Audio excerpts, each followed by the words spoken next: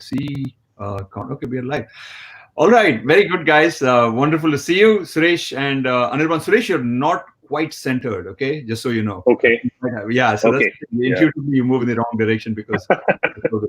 Okay, now Yeah. now you're centered, and you're in the center too. Doesn't Yeah. necessarily mean that you're more important than me or Anirban. Then I get it. I get it. Even though you're dean of the Great Lakes Institute of Management, and I'm sure that there are a lot of fans of yours out here from Great Lakes. Welcome, guys. Welcome to all of you. Welcome to all of you from around the world. Please do type in on the comment section where you're from and what you had for breakfast. Okay. Everyone's had breakfast by now, I'm sure. You know, it's early morning here, and maybe you're having a breakfast in the US. But if you're in India, you're already there. I'll come back to breakfast a little bit later with Anirban. But I want to begin with you, Suresh, and ask you a question about temptations. Okay, so you do a lot of work on emotions. I just went to your Google Scholar page. It's very impressive what you guys have done, both of you. And Suresh, you've got quite a few papers on temptations and how to deal with it. And I think there's an Oscar Wilde quote. Okay, I'm not going to say it exactly right, but I'm going to paraphrase it. And he said something along the lines of the best way to overcome temptations is to give into it, right? Yes. Okay. Do you agree with that? Yeah. So let me be cautiously, in agreement with that. Okay. Not advocating for completely overtly giving in all the time. But what I'm saying here, and through the research that I've found so far, is that actually temptations or desires come to you in waves. Okay, so it's not like one single shot of desire and then you resist it and it's gone. Typically, when you think about these kinds of motivations or these kinds of desires that you experience, they keep coming back, right? So it's like it goes up, then it subsides for a little bit as you kind of might be trying to control it, and then it comes back up. And so there's a kind of a process, a temporal process to how you think about desires. And the best analogy to think about this is basically like a spring. Okay, so imagine a spring that is attached to a wall.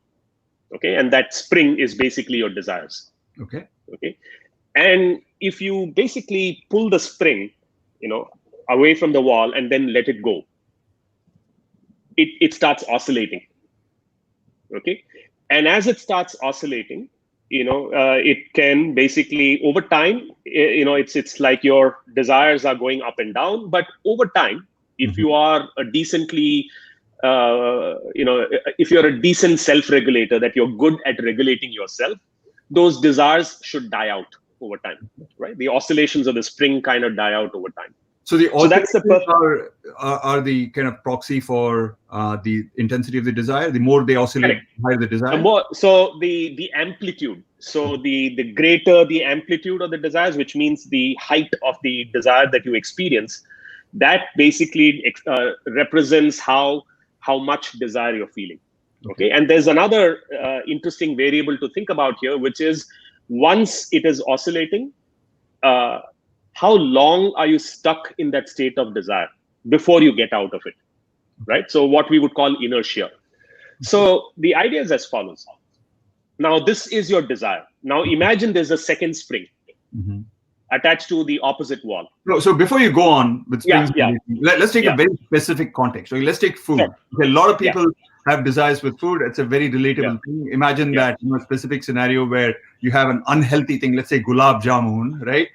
It's fried. For those of you who don't know about this, it's like imagine deep fried donuts in a sugar syrup. Okay, that's what gulab jamuns are. Very tasty, but not necessarily healthy. Okay, so that you have that as an option, or to forego it, or maybe even have something healthy like a fruit salad. Okay, so that's the situation. And you're saying that many people have this, craving that comes up for gulab jamun, and sometimes it's really high, and then it subsides and comes back up again. And it's a lifelong thing. I mean, it's not like you get rid of it once and then it's gone forever. It comes back. Okay, now. So the idea here is that, and this is where I was getting to the second part of what I'm talking about here, which is that you have a system of resisting as well.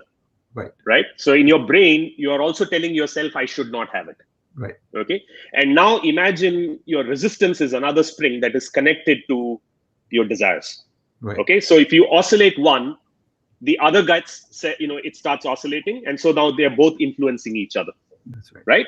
And so now in a normal situation, what you would expect that if resistance increases, desire should go down, right? I mean, that's our normal intuition that we would have, that if I exert enough resistance, my desire goes down. Correct. But unfortunately, it doesn't happen that way, particularly for people who are vulnerable, people who are impulsive, people who have this high need for rewards and so on. What we find is that the act of resistance actually amplifies the desires rather than dampen it. Wow.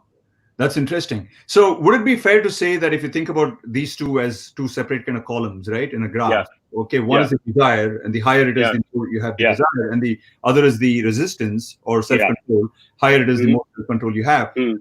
Whichever bar is higher, okay, you're going to do that, right? If the desire bar is higher than the self-control bar, you're going to give in. Would that be a fair thing to say? No, it's a little trickier. So these are two separate things, right. But also connected to each other. So they interact with each other, and the interaction basically leads to resistance. So when you resist, it is very, very difficult to then dampen your desires, because your desires have already started, right? They're already playing on your mind, right? It's already playing inside you. Right. And when you try to dampen it, it keeps coming back.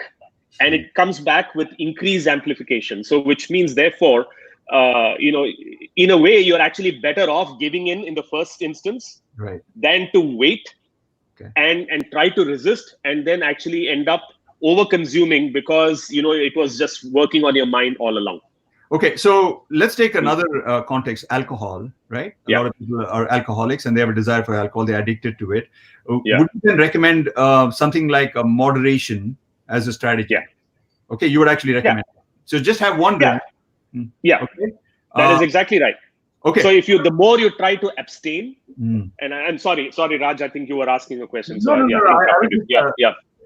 I'm just wondering, I was going to ask a follow-up question, but I do want to turn to Anirban as well in a moment.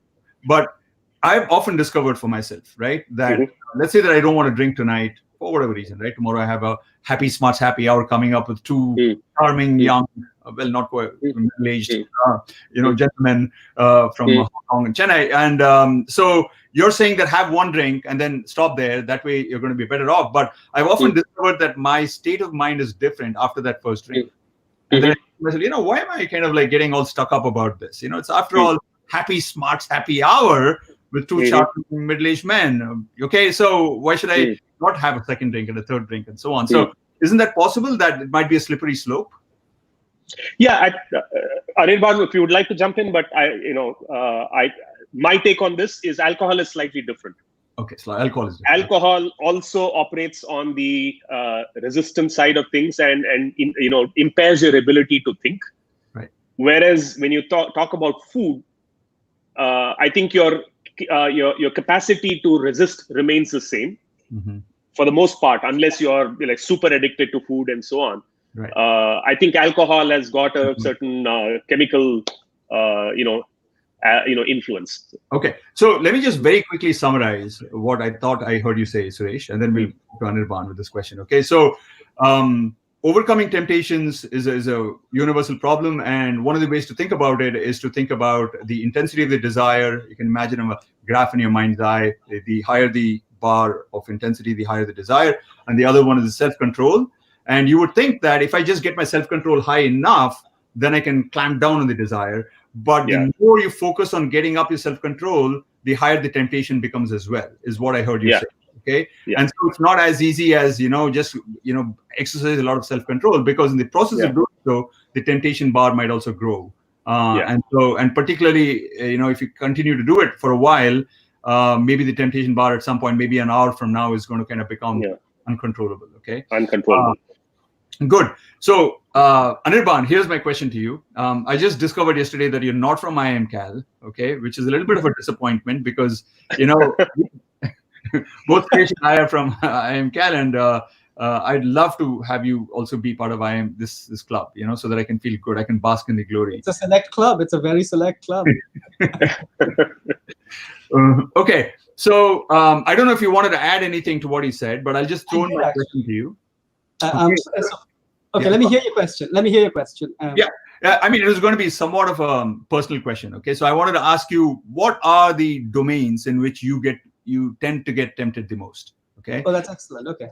Okay. So, first, let me add to what Suresh said, right? Okay. Which gives me time to think. The most important point, I think, is that addictive behaviors are different from regular self-control types behaviors, right? Alcohol tends to be addictive for most people, right? If not everyone. But there are, some among us who are more tempted by food. Others might be more tempted by gambling. Some people might be more tempted by, other sorts of behaviors, right? So you need to know what's more tempting for you and what's not more tempting for you. And if something is really tempting for you, like alcohol, and you have a problem, then abstention is really the way to go, right? You should completely avoid it, because otherwise you get into that slippery slope. That's one. The second thing is that if this is not one of those things, right, then sometimes it's okay to give into temptation, simply to dampen those oscillations that Suresh was talking about. You could be a workaholic, but it's okay to stop and smell the roses sometimes. In fact, that might make your productivity go up as well. Absolutely. And so you shouldn't beat yourself up on it. And the third thing, again, reinforcing what Suresh was saying, is that you cannot exercise self-control all the time.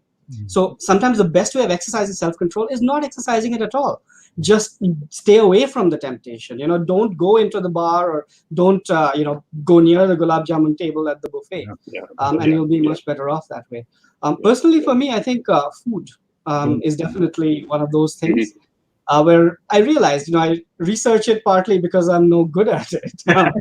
I like food. I tell my kids I store my happiness in my belly, which you can't see. I do want to. This is a short commercial break. I think I'll be your first guest who's actually wearing a happiness t-shirt. Oh, wow! Okay, so you can pay me for that later. But I think so. With food, it's important to know when to give in, when not to give in. All right. Just to add one more thing, Raj, I think there is, the idea that, you are actually better off if you feel that you're going to be tempted. You're better off, as Anirban said, to completely not even think about that so the moment the temptation arises in your mind, it is already too late. Right? So you avoid it completely. So you completely avoid it. And so people who are actually the best self-regulators don't even let those desires come to mind. That's right? Good. If you don't experience desire, then there's nothing to control, right? Right. That is. There's another thing that Suresh and I, we did some research together a long time ago when we were middle-aged. And there's one point that Suresh would keep bringing up, which is absolutely right, which is once a desire is ignited, if it's not satisfied, if it's not satiated, it'll increase in intensity. Right. So things don't get better for you; they get worse for you. So just don't put yourself in that situation. So so it's interesting, right? I think that because of this lockdown, most of us are forced to be at home. And I know that, Anirban, you said just before we began that in Hong Kong and China, there's no lockdown anymore. So maybe it's changed again for you guys. But for us here, the rest of the world, we're still at least in a soft lockdown, most of the places. And therefore, you can't go to a bar, right? And you can't go and eat out at restaurants, which generally tend to be less healthy than the food at home. So you would imagine that actually people are leading healthier lives now than they were before for this reason. Do you guys agree? Is that what... No? Why not? You're shaking your head, Anirban. Why not? Well, one is my personal experience. So we were in a pretty heavy lockdown for 3 months. Right. And in those 3 months, I joined a Facebook group called Simple Recipes for Complicated Times. Okay. And I managed to put on 4 kilograms. That's like 10 pounds. But one of the first things that my wife made me do when the lockdown was relaxed was to go visit a naturopath. And essentially what she did was she made me implement my own research. And cut down on calories. And so now I've lost 4 kilos in a month. So just making sure that you're staying at home. There's nothing else to do. You're out of your own routine. Routines are a very good self-control mechanism. Yeah. And if you're out of your routine, snacking, cooking, eating, nothing to do, eating again, watching TV, eating yet again, right? So I walk 10,000 steps every day at home. I don't even go out. Wow. So I just put 2 chairs in my living room and I just walk back and forth between the 2 chairs, 10,000 steps. And, it somehow seems to work. And I think it gets to what Anirban was saying, which is once you get into some kind of a rhythm, and I wasn't this health conscious before. So my experience is slightly different. I wasn't this health conscious. I was, eating and drinking, as you rightly said, all those things that were there. But now, I don't, I just feel a lot more conscious of what I'm doing. So slightly different. Yeah. So you've actually kind of become healthier now, Suresh, is what I'm hearing you say. I believe so. Yes. Yeah. Okay. Good for you. All right. I have to say that, it's been a bit of a mixed bag for me. And some weeks have been better than other weeks. But in general, I'm more like Suresh than like you, Anirban. During the lockdown, I've developed my own rhythm. I suppose that's what it was. I developed my own routine, even though it's different from what it was before. But I still do wake up at the same time, more or less, go to sleep at the same time. And Elena, who's just joined us, I'll pull her up in a few minutes. We exchange some emails with each other on exercise routines. Okay, and there's one that I really like by Pamela Rife, and I'll maybe post the link to it in a little bit. Okay. By the way, I'm just distracted by one of the comments that John Zakur made, which is about the size of your living room, Suresh. He says, if you're walking 10,000 steps, how big is your living room? I was going to say, how come you do 2,000 steps? No, it is 10 steps between one chair and the other. And I just do something like, how much is that? 1,000 times back and forth. My goodness, you're like a caged lion. Okay. You should take a YouTube video, and then this could be hypnosis for people. Just watch it go back. Like neck exercise, watching Suresh go back and forth. Okay, so for me, it's been, and I'd love to hear comments on the side on how it's been for you guys. Are you guys healthier, less healthy? I'd love to know about it. So, meanwhile, let me turn a little bit, and you alluded to, just about to talk about it, I think, Anirban, about some of your own research on food. And it's really fascinating, right? That when you think about causes for unhealthy eating or overconsumption, actually, let me back up. Causes for obesity, you would think that there are at least 3 big causes that come to mind. Genetics, lack of exercise, or food intake. Either quantity or bad kind of food, high caloric food, and so on. And we all know that these 3 things are important. And we have our own private theories, lay theories about how important each of these is. And what I want to do is ask you guys who are watching, which of these 3 is the most important, do you think? Okay, which has the biggest effect on weight gain? Is it your food consumption habits, you're eating too much or eating the wrong kind of things, or you're not moving enough, which came up a little bit, right? Anirban was saying that he was just stuck at home, and Suresh was trying to compensate for it by walking a lot inside his home. Or is it genetics? Okay, and I already see Tushar saying genetics. Okay, so just type out what you have. So Anirban, in the meanwhile, I'm going to turn it over to you, and you tell us a little bit about the background of this research. Where did you start working on this, and what did you find? Well, the background is very simple. Background happened at a conference where just 2 people shooting the breeze at a coffee break, basically. You and Brent, right? Me and Brent. So this is somebody I didn't know until then, but is now one of my best friends. I was WhatsApping with him this morning. I invited him. Maybe he's sitting, lurking on this show. So I used to study. One of my big interests was what lay people believe. What do normal people believe about various different things around them? And I presented a paper on lay people's beliefs about self-control. And Brent, his dissertation was on obesity, or what people's perceptions of obesity. So he had this fantastic dissertation where he actually got a studio somewhere in Vancouver, which an Oscar-winning studio, to make up a bodysuit for his research assistant, so that in normal life she is maybe 5 feet tall, 100 pounds, 50 kilos, whatever. But with the bodysuit, she actually looks very overweight, if not obese. And they had people come into the lab and interact with this person who's pretending to be a server. And people would order different amounts from an overweight server. So that's the research he was presenting. And at the coffee break, they found that people actually overorder if the waiter is overweight? Yes, I think so. Wow. So it just gives them a license, right? Something like that, yes. Okay. So I think there were differences about if it's a waiter or if it's somebody who's sitting next to you, and there's different, conditions under which this works and doesn't work. So it wasn't really a single straightforward thing. It was quite nuanced, which was interesting. But we were shooting the breeze at the coffee break, and he says, "Hey, do people have different lay beliefs about obesity?" And I'm like, "I'm sure they do. What might they be?" And we started chatting, and we said, well, maybe there's poor diet, and maybe there's lack of exercise, and maybe there's genetics. And then we came up with a few others. And we said, let's just survey people and see what they think. And so we started surveying people. And am I allowed to give it away, or are we still waiting for people? Yeah. I think you can give it away. I think Lucius says type of food. Priya said food consumption. Ritesh says food consumption. So these are smart people. Roshni. Yes, absolutely.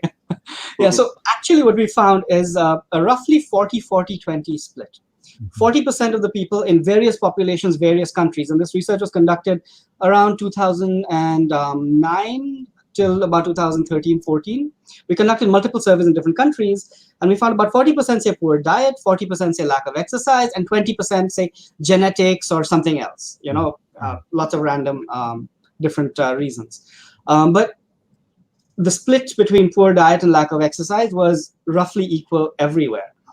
And then what we found was, if we kind of correlated this belief to people's body mass index, BMI, which is a measure of how overweight you are in general, consistently we were finding that people who believed in the exercise thing, lack of exercise, tended to have higher BMI. They tended to be more overweight. People who believed in the diet thing tended to be less overweight. And in fact, the gap between these, the average of the poor diet people and the average of the exercise people was quite meaningful and substantial. One back of the envelope calculation we did in a South Korean sample was that this difference roughly translates to a 4 kilo difference in body weight, 10 pounds, which, is pretty meaningful. Who wouldn't like to lose that? So you said, I don't know, I'm getting it. I don't know why this is. Are you guys able to hear the voice? Yes. No, you're fine. Okay. I'm getting a little bit of feedback. Oh, you're getting feedback? Okay. All right. Now I'm not getting it. Good. So I was just going to say, it's going to be a joke, but now, time has passed and it's not going to be funny anymore. But I was going to say that coincidentally, you gained 4 pounds. Exactly. Yes, I know. And it took me a month of real misery, actually. Okay. I was planning for this Happy Smarts Happy Hour to have a beer. This is, 11 p.m. over. I see you guys, I think of drinking straight away, but I've got my neat water right here. Cheers. This is vodka. Starbucks vodka. Vodka's little water, huh? Okay, so good.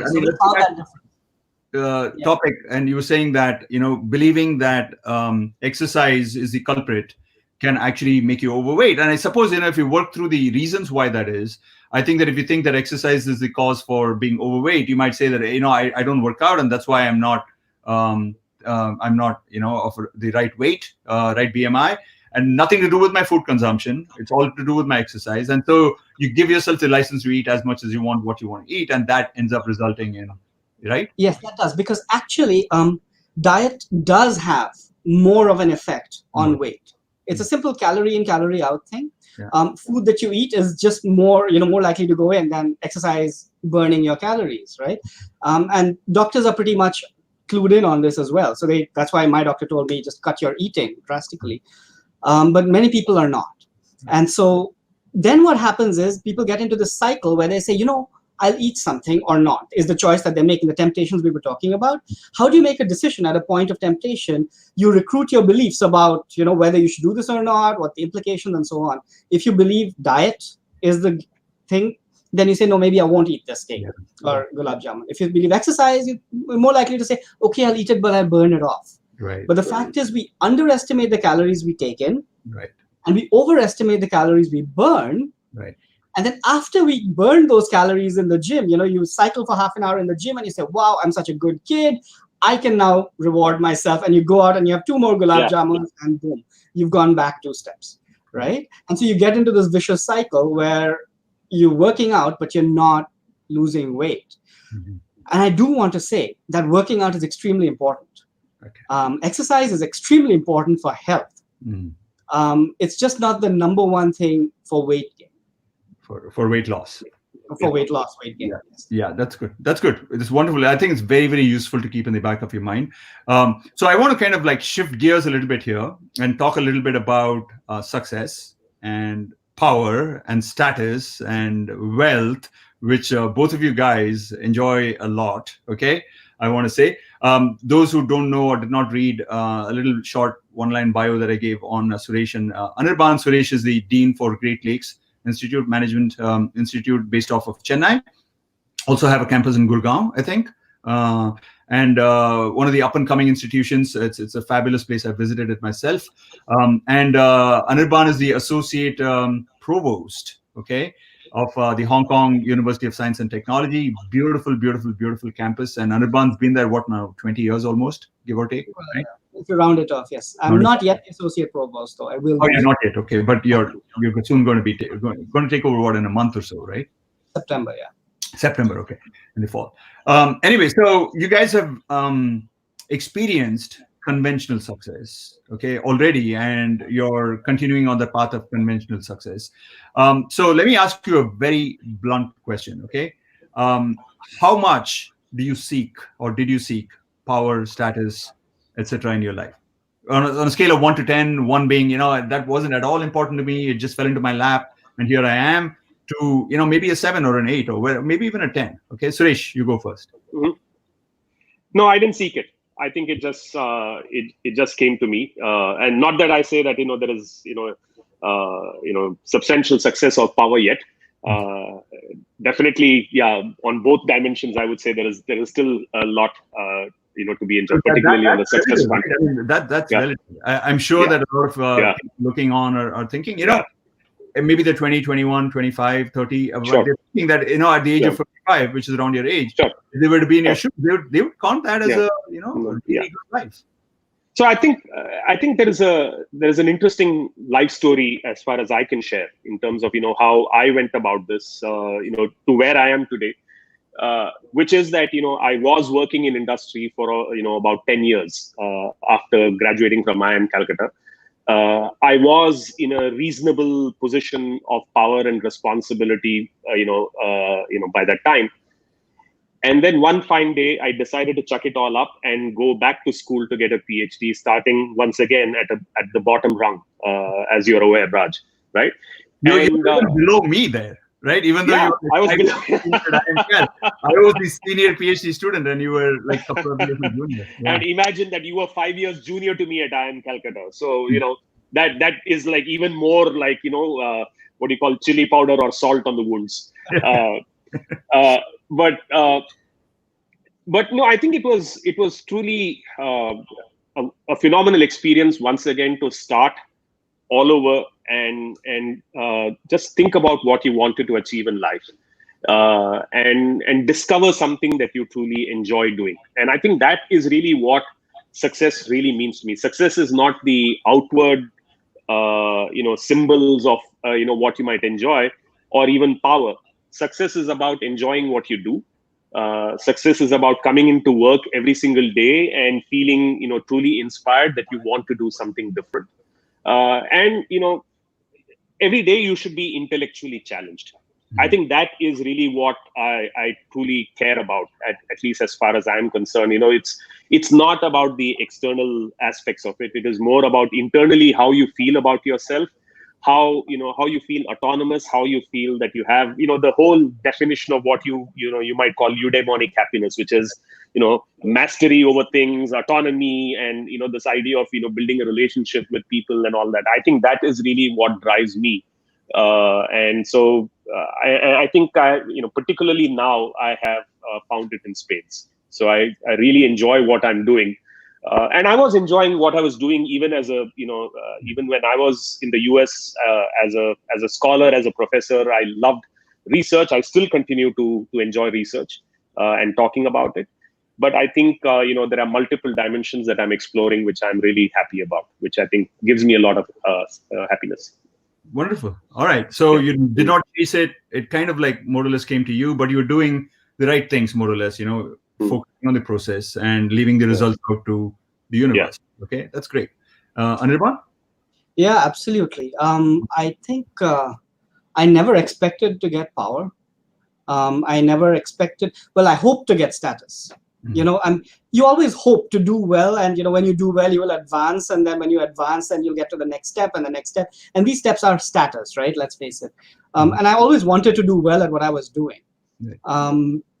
But I think academia is a little weird because you have teaching, which you do that's the basic thing that you have to do as a professor, and that is actually in some senses the most immediately rewarding. You go into a classroom, you say something, and you see a look in somebody's eyes, your day is made, right? And you can get that high every day. Speaking of addiction, you can get that high every day. Research gives you that high, but it's more for the journey, and the tangible rewards will come 2 years, 3 years, 4 years later, at least, if not more. But academia is really weird because if you're good at teaching and research, then some people somehow, and Suresh and I somehow, I don't know why, we are among those, we get pulled into administration as well. Right? And I got pulled into administration here through just a bizarre combination of circumstances. I got pulled into administration at the university and at the journal. It just happened. And all along, my motto was, it's very really nice to hear from Suresh, inspiration. My motto was, don't mess up, just don't mess up. Just go into your office and do your job and be prepared to look in the mirror at the end of the day and say, I did the best that I could. And I think what happens then is, as you rise in the hierarchy, of course, there are good things, but, you get to teach less. So you get less of those immediate shots of, whatever chemical make you happy and so on. And you get to see a lot more of the unhappy side, the dark side, right? So like at the journal, for example, we send out papers to review. One second. Tell people. Again, I'm getting the. I don't know if it's from your mic going to your speaker. Yeah, one of you guys might want to switch it off. Yeah, now I don't see the feedback. Hear the feedback. So just to tell people who are listening in, Anirban is the chief editor of the Journal of Consumer Psychology, which is an A journal for us, okay, which is the creme de la creme in terms of the journals, okay? So I just wanted to tell that, that's what he's talking about when he's talking about as an editor. Okay, go ahead. Right. Yeah, so so what I was saying is that, a lot of people think the journal editor's job is to look at papers and decide this is a good paper, this is a bad paper, right? But that's not the journal editor's job. That's the editor's job in the 0.1% cases where the paper is actually on the cusp, where people, reviewers and associate editors like you, are divided. That's when the editor has to make that scholarly judgment. The rest of the time, it's let's keep the wheels moving and let's listen to inputs from scholars. And many of these scholars are people you know yourself. And there's, a couple of hundred of them at our journal. And you get to hear about things going on in their lives, right? When somebody says, I need to take a few months off because X has happened to me. And then you get to hear all the bad news, which you wouldn't have heard otherwise. Similarly, in administration at a university, you don't interact with the best students or the students who are having successes that often. The ones you see on a day-to-day basis are the people who are having trouble in their lives. They need extra circumstances, or, they've been caught in some sort of, academic dishonesty, where you have to talk to them, you have to talk to their parents, right? And so it can really drag you down. And this is not the sort of power that at least I had expected to have, power over somebody's life who has cheated in an exam multiple times or something like that. It's not something that, gets me going. Right. But at the end of the day, I need to be able to tell myself that I've done a reasonable job, that outsiders looking at me, at my decision, cannot say that this guy made a motivated decision or an unfair decision, right? I think that's the sort of satisfaction that will come from this job. So it's very second order in that sense. It's not really about the power or the status. Okay, so again, so I don't know, guys, something different that I don't get. Can you guys hear the feedback? Okay, so now I'm not hearing it anymore. Okay, sorry about that, guys, for this technical glitch, but you guys can hear me, I think. Okay, so two things that I want to pick up from what you said, Anirban. One is, could be phrased as no good deed goes unpunished. Okay, if you're really good at teaching, you're good at research, you're going to get more work. Okay. So that might mean that you might want to actually kind of strategically slack off a little bit, which is not a good thing. Okay. The second thing that I want to say is that what you think of your life is going to be when you're in a position of leadership and power, when you're not yet there, is quite different from what you actually get to experience once you're there. Okay, when you think of leadership and power when you're not yet there, you think that, oh, you're going to be a big guy and everyone's going to kind of applaud you and be inspired by you, and you get to make these really visionary decisions. But once you do get there, maybe you do get to do that as well, maybe 10-20% of the time, but 80% of the time, it's dealing with actually more negative things, because those are important to address. They're fires. You need to put them out. And that can actually, both of those things, right? I mean, you're now, because no good deed goes unpunished, you're doing less of the things that give you immediate happiness. And your misconceptions about what a powerful life as well make you a little bit unhappy, because you're dealing with more negative stuff. So if you were to rewind back, would you say that you would choose a different path, or you're still okay with that? Having that, yeah. There's the award-winning book, Stumbling Upon Happiness. Yeah, right? Exactly. I think in my whole life I've been stumbling. I've just been stumbling. I stumble into situations, and if I like them, I stay with them for a while, and then stumble on and move on. Ultimately, I think to be an effective leader, there are different leadership styles, and the whole literature is on that. And we've all had leaders in our lives who have been jerks, right? They like to crack whips, and they like to make you feel bad, and that's how they get things done. That's how they get their kicks. But the leaders that I look up to and the leaders that I want to be like are the ones who would reach out and, who would remember, somebody remembered my name when I was a PhD student at a conference. I want to be like that person, right? Because there's always a human at the other side of the interaction. And I think what that 80% of these negative interactions get you, if you reach out to people and other people are watching, they get you the credibility to make those decisions for, in the other 20% of the time, where other people will say, okay, I trust this person. And I'm willing to, I can see this person does not have their own, whatever, fish to fry or whatever. That's why they're going with this. And okay, I will follow, or I will help them. I will not get in the way. Stuff like that. We've seen this, over the last 5 months with the whole pandemic situation, when the entire university had to go with online education and all of that. We had to take, several hundred faculty, several thousand students on board. Of course, there were people who were very unhappy with the situation, right? But the vast majority of the institutions said, okay, we're going to go with this. And I think that was because there was leadership that people said, fine, they're doing the best that they can. And so let me also do the best that they can. And I can see in other universities, this may not be what's happening. There's, lots of bad news we hear from different universities. So I can definitely speak from my own personal experience with you, Anirban. You're awesome as an editor of JCP. Honestly, I think that I completely trust your judgment. Even if you send me a desk reject, okay, just happened thus far, I'd say, you know what? I mean, at the end of the day, I trust this guy's judgment. I like him. I think he makes fair decisions, and that's that's really good that we have people like you in positions of leadership. And Suresh, I don't know if you've also, you would second my opinion about JCP and Oh, absolutely. I mean, I've had the good fortune to co-author with both of you. Right? So, So and that our has been. paper got published at JCP, right? Yes, and our paper got published at JCP. You and me, yes, Okay, so Suresh, let me now turn to you, but I also want to be cognizant of the time. We are at 10:38, and so we have 22 minutes left. And so I'm going to pull up Elena. I'll ask the first question to you, Suresh, and then after that we'll turn to Elena. Hi, Elena.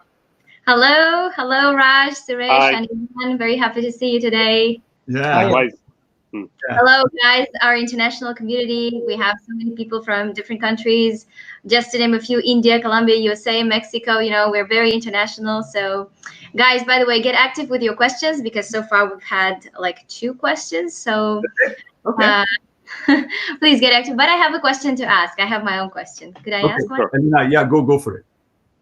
Okay, so I wanted to ask, we were talking about temptations, and I heard that there's such a thing as dopamine detox. So supposedly we have temptations because all those things are giving us dopamine. It could be just browsing the internet, eating something, or whatever. It could be destructive behavior as well, but they give us dopamine, and that's why we feel attracted and we want to do those things, and we prioritize them over maybe serious work.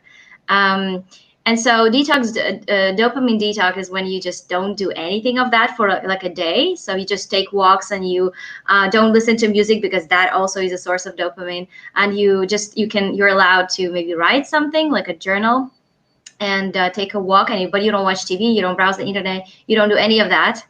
And supposedly that is you're going to get bored, and you will maybe you will find more pleasure in doing serious work, like academic work, and you won't be wasting your time so much on all the things that are giving you dopamine. And that's also something they say you can practice with food. When you're hungry, you can eat whatever, because you're so hungry, and even a bowl of rice would be delicious, rather than when you're just eating at the restaurants every day, so you don't appreciate that bowl of rice that much. So I don't know if you've ever heard about dopamine detox, or what do you think of this concept? Could that be helpful to get rid of temptations, or at least distance from them for some time? I don't know. Anirban, would you like to go first? And then... Well, I thought maybe you should go first, because you know more about these things than I do. Okay, sure. So, Elena, very interesting question, right? I think, as you rightly pointed out, dopamine is the neurotransmitter which is responsible for all rewards in the brain, and so this notion of dopamine detox, I think, is interesting. Though the only issue in my mind is that it might be okay for like short-term or one-off instances of trying to avoid temptations. But you would really have to train yourself repeatedly using a regimen like this to basically avoid it. And that gets to this idea of, what I was saying earlier, which is that if there is a way that you can basically completely avoid the temptation, that, it doesn't even arise in your mind.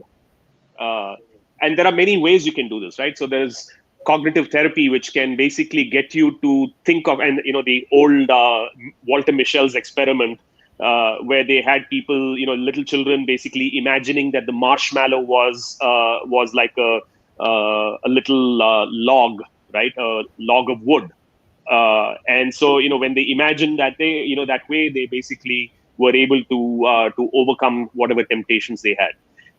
So along those lines, whether you can think of food as or extremely sweet food or extremely tempting food as disgusting, or something that you kind of imbue it with it has to be something visceral, right? It has to be when you have a visceral feeling driven by dopamine, which says I need it, I need it, I need it.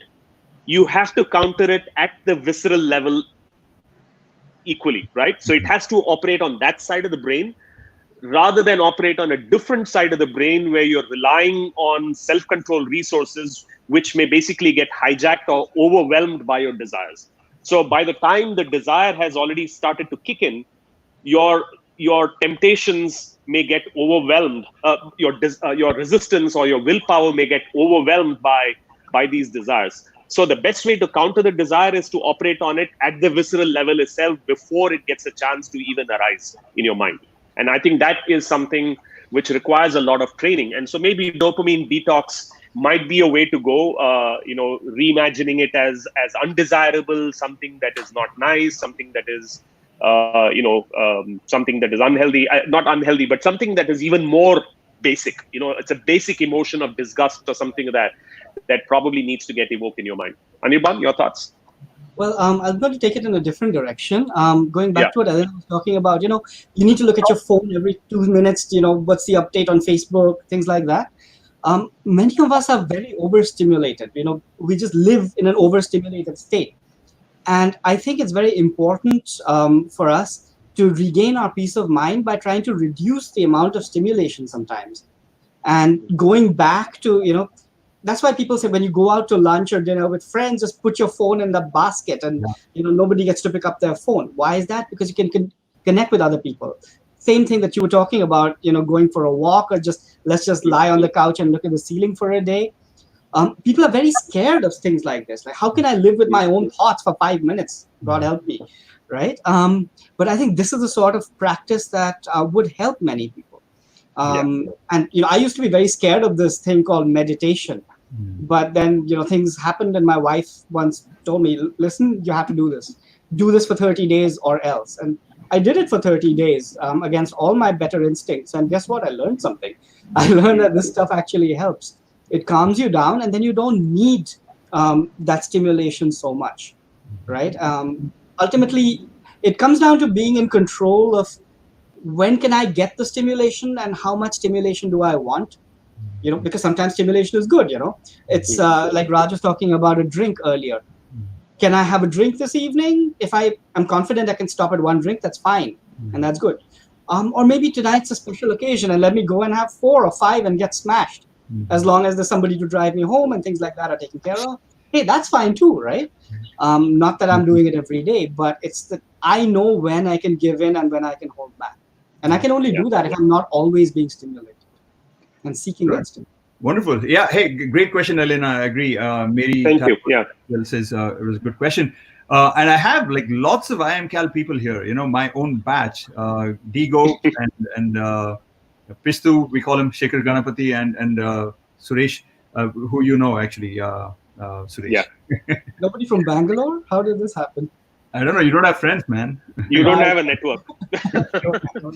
Okay, so Elena, back to you. Did you want to ask any questions? Actually, these very people that I mentioned have asked some questions. I don't know if you want to pick one of those. The latest ones, you mean? Yeah, sure. Or something from the past. I think maybe we should go in the chronological order. Well, we actually had at the very beginning of the session a question from Kunal, and it was about meditation, since you just mentioned meditation. So could meditation be one of the ways to keep our desires under control? Could that be helpful for that? I'm a complete novice at this, but I would say yes. You hear the stories of the monks who can do anything by focusing their concentration, and you get control over your thoughts. And what are desires? Desires are thoughts. So if you can control your thoughts, then you can control your desires by that logic, right? But I do believe that it has a place. It has a like running has a place, or swimming has a place, or listening to music has a place. Meditation has a place in our daily lives. It's not the solution to everything, I don't think, but it's something that people should try out for sure.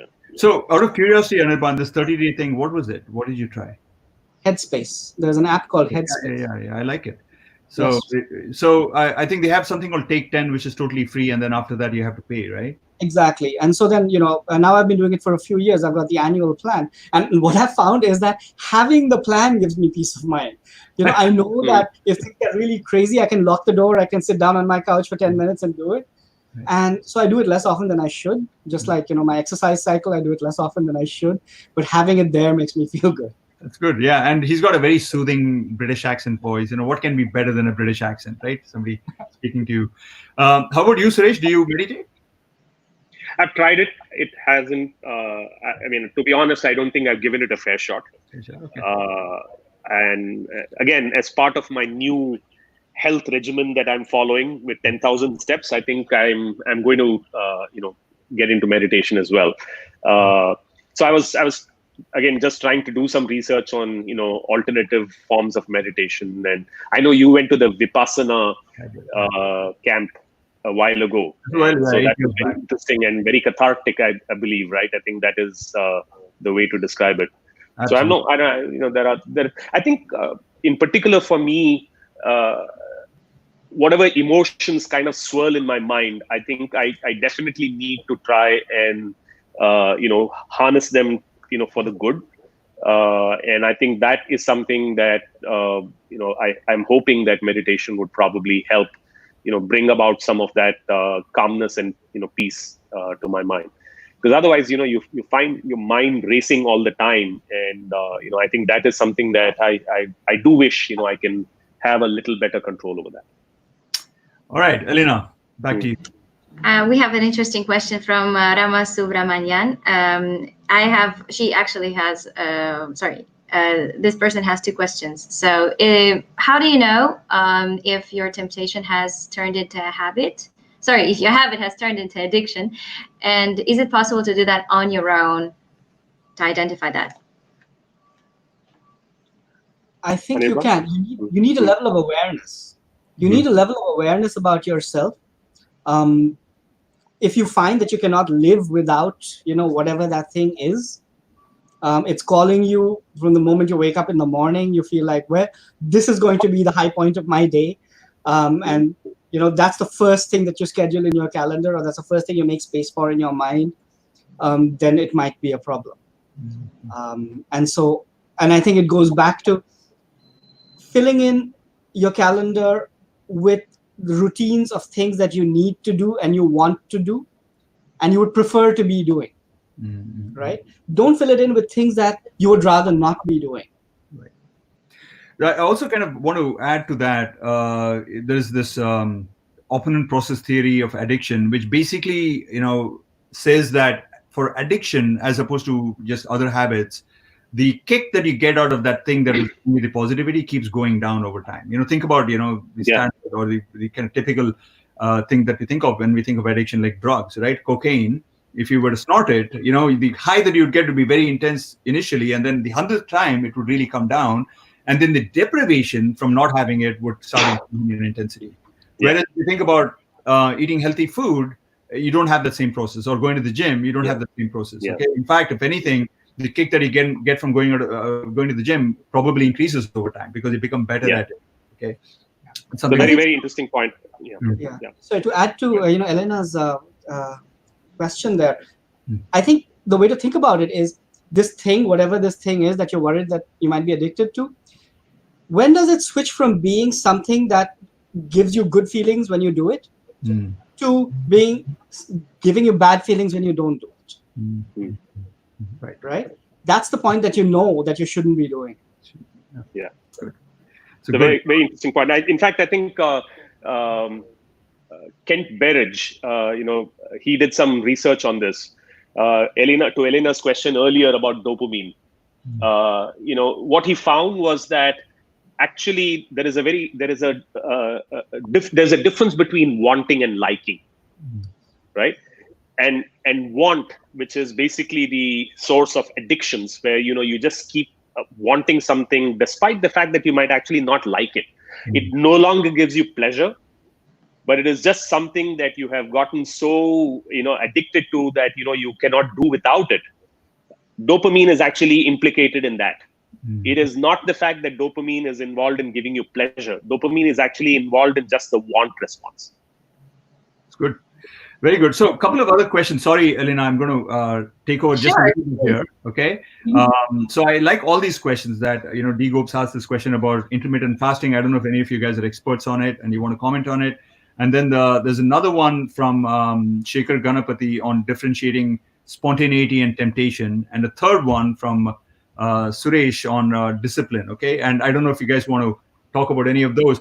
One thing that I want to say about discipline is that, for a very long time, I used to think that discipline is so boring. I have to kind of get rid of my impulses and my desire to have fun. And it's a restriction on my freedom is what discipline is. Okay. But over time, I've started to kind of understand the insight behind this quote by Eliud Kipchoge. I don't know if you guys know of him, but he's a fast long distance runner, one of the best all time. Yeah. Oh, yeah. He said that only the disciplined are free. Only the disciplined are free. Okay. And there's an insight there in the sense that if you think about your impulses, okay, you might think that giving into that is free. You're being free. I want to drink, I'm going to drink. If I want to eat, I want to eat, or whatever. But really, those are impulses. You did not have choice over them. You did not choose to have those impulses. They were given to you through your genetics or through your nurturing or whatever. And when you discipline yourself, that's when you're exercising some level of your own autonomy. Okay, you're actually being free by saying, no, I won't do that, right? Of course, you can get to the extreme and being so self-disciplined that you lose all spontaneity. That's not good either. But it's not as if being disciplined means that you're losing your freedom. In fact, you're gaining your freedom, okay? Which is what I think one of the, I don't know, Nietzsche or one of these, philosophers said as well. I don't know if you have any thoughts on that. Absolutely. And again, I keep coming back to this calendar metaphor. We have a limited amount of time and you need to figure out what you're going to pack into your day. Right. Discipline allows you to hold out all the distractions that will otherwise eat up your time. Right? And then, if you hold out your distractions, you do the things that you need to do, you eat the things you need to eat, you meditate when you need to meditate, then you've got the freedom to do whatever else you want to do. And if that thing is, going onto Facebook, good for you. Looking at the ceiling, all well and great, That's what gives you the freedom. Discipline absolutely gives you the freedom. So I think to add to that, if you have an overall framework of discipline that you're saying that in general, I'm going to be disciplined, but I'm going to allow myself little zones of indifference, or I'm not going to try to exert control in certain domains or certain areas. You free yourself up to do things that you want and be spontaneous. I think that is far better than just simply trying to exert control all the time, because that simply is extremely taxing and mentally it's very, very challenging. And therefore people define these little zones of indifference where they say, here I'm not going to control myself. I'll just let go. And that way, I think it works as long as you have this kind of an overall superstructure that says, I need to be generally disciplined in life. Right. And if even in those zones, you make sure that you don't get into situations in which you're doing really harmful things, right? If you're into gambling, you don't go to a gambling thing. You can let loose, because there's no danger that you're going to do something really harmful for you, right? I mean, and so the zones which you define, the zones of freedom that you define for yourself are zones where you know that you would not harm yourself, right? And there you can let yourself, Go ahead. One very important point, which is we're talking about discipline. I don't want to come across as being just a boring, disciplinarian, right? I think the discipline is what I'm talking about is, and Suresh too, making room for the things that you want to do. And this could be playing with your kids, hanging out with your family, going for the walk. But you need to be disciplined about those as well, because those are the things you want to do, rather than let other people's preferences, encroach on you. And we're coming back to this whole temptation thing again. Right. All right. So John says, good job, Elena. I agree. Elena, I don't know if you wanted to pick up somewhere with anything. Could I ask one more question I'm really curious about? When you have a temptation in your life, for example, I have a friend and she is very tempted to eat everything all at once. If she buys a pack of cookies, it's all the cookies at once. If she buys whatever kilo of something, she eats it all at once. So what she's decided, she's just not buying those things at all, and that this is why she's come to a point where she just eats basically meat, because she has eliminated everything from else tempting from her diet. So no fruit, nothing. So and I'm thinking, so which is best, avoiding these things or trying to master your willpower to somehow discipline yourself on the consumption of those things, but maybe in a moderate way? So which is better in this case? I would say neither. I would say buy the large pack because it's cheaper, but bring it home and divide it into small packs, and then eat everything in the small pack when you open the small pack. That way you know that you're eating the right amount. But too much discipline is a bad thing, and too little discipline is a bad thing. And your friend needs to find where she's comfortable somewhere in the middle. So I think just to add to that, I think the biggest problem, particularly with eating, is that most of it tends to be mindless. That we're really not paying attention to what we are eating. And so if your friend, for example, is sitting there watching TV and mindlessly chowing down on food, then you're really not paying attention to the amount that you're eating or the portion sizes and so on. So as Anirban said, I think that the trick is in, apportioning things, making sure that you're right, eating the right amount. And then, I'll give you a simple example. In France, for example, people eat everything, right? I mean, there is no concept of, everything is good in moderation. That's how they believe, and so, no matter what it is, they will have it. But what they really pay attention to are two things. Number one, they pay attention to the portion size, which means that, it has to be a small portion. And two, they present it really well. So in other words, you get pleasure from the visual presentation of the food itself, and you therefore spend more time actually looking at the food and enjoying it visually rather than just gulping it down. And I think a lot of eating, particularly in the US, tends to be extremely mindless, where we're really not paying attention to how the food is presented, and instead just trying to fill up whatever's on the plate, eat whatever is on our plate without even thinking about it. I think that is really what needs to change. Visual presentation, or rather than gustatory pleasure, you start thinking about the pleasure that you get simply from how the food is presented. I think that would go a long way. Absolutely. I think America is the only country in the world where you're at a restaurant and you're eating, and the server comes to you and says, "Are you still working on that?" The first time I heard it, I'm not working on that. I'm enjoying it. Nowhere else in the world are you working on your food. That's good. That's a good insight, Anirban. So it's like, it's not a chore. It's not an obligation for me to finish it. It's something that I enjoy doing. Okay, so one thing that I want to add, I know when you said this, Anirban, that neither of those is right. I thought you were headed down this path, and I want to hear your thoughts on it. And after this, we might have to close. Okay, already at 11. So with your friend Elena, you're saying that she had this option. It seems like in her head of either giving into those temptations of eating those bad things, let's say candy and things like that, or completely depriving herself of those things. So that she that's the reason she just simply doesn't eat anything, like no fruits, no vegetables, just meat. Just meat. Yeah. So what about building a liking for things that are healthy for you, right? So we seem to be instinctively drawn to things that are sugary and fatty, perhaps. Okay, so we don't need to really build that anymore. But isn't there some logic or some positivity, something to be said for the strategy of actually over time learning to like things that are good for you? And so what you do is you just pair up, let's say, fruits, right? I don't know why she's not avoiding fruits. I mean, if she likes them, it's good, right? So let's say that you pair up fruits with enjoyable thing, maybe present it well, maybe have it in the company of good people, maybe put on good music when you're having it or whatever. So classically condition yourself to like the things that are good for you. Then in a good way, you're addicted to the things that are good for you anyway. And that's the best of both worlds, right? So you like to do it and it's good for you. What do you think of that? Oh, absolutely. And in fact, that's a whole 1 hour talk. I think the key there is parents. I think parents do children a disservice by telling them, if you eat the broccoli, then I'll give you candy afterwards. Right. Or the iPad after. Because then people learn that, okay, this stuff is not good. It's not tasty. I'm only doing it because my parents make me do it. And therefore, when I'm an adult, I'm never going to do this again. And here we are. All right, Suresh, last thoughts on this, and then we're going to have to close, unfortunately, guys. Okay.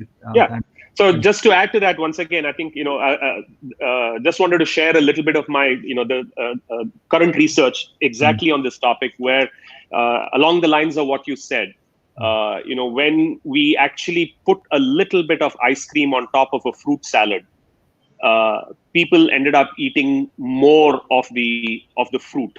But when we put a little bit of fruit on top of the ice cream, people actually ended up eating less of it.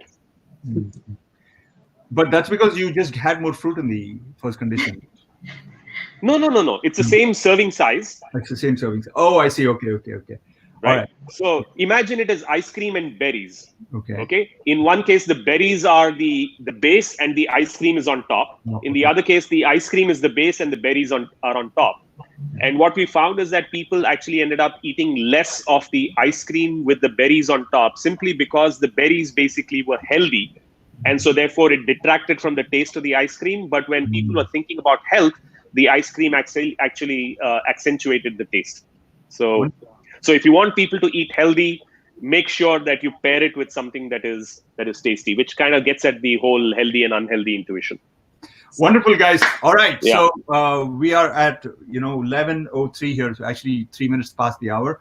So thank you very much for coming. It was an enlightening session. Lots of little nuggets to take away. I'm sure that Ayelet is kind of rubbing her hands in glee. She's the person who edits these videos to make nuggets. And I'll share the links to the nuggets with you guys. And I hope that you can share it with your followers as well. And as usual, thank you, Elena, for coming. And those of you who are wondering about why Mel is not here, unfortunately, she's had some things come up and she's moving to Colorado. But I'm hoping to rope her in later on, maybe a month from now. Okay. Bye-bye. Thanks, Raj. Thanks, Elena. Thank you, everybody. Bye. Take care. Thank you, Elena. Thank you, guys. Thank you.